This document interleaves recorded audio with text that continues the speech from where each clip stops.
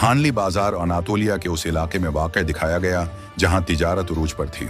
दूर दराज इलाकों से काफिले यहां आते सोना, रेशम, मसाले और दीगर कीमती सामान खरीदा और बेचा जाता।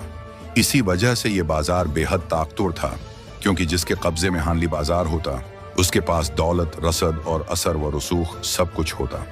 लेकिन वक्त के साथ हानली बाजार जुल्म और साजिश का मरकज बन गया। यहाँ के हुक्मरान और उनके कारंदे कमजोर ताजिरों और आम लोगों पर जुल्म करते, नाजायज टैक्स लेते और ताकत के जोर पर फैसले मुसल्लत करते थे। इंसाफ सिर्फ नाम का रह गया था, जबकि असल कानून तलवार और सिक्का बन चुका था। मजलूम लोग डरे सहमे रहते और हक की आवाज दबा दी जाती। इसी माहौल में अर्तगरल गाजी हानली बाजार पहुंचता है।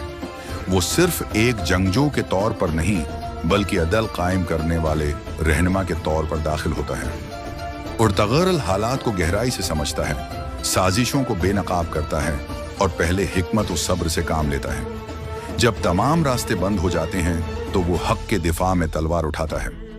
हानली बाजार की फतह दरअसल एक जगह पर कब्जा नहीं थी, बल्कि जुल्म के निज़ाम के खात्मे की अलामत थी।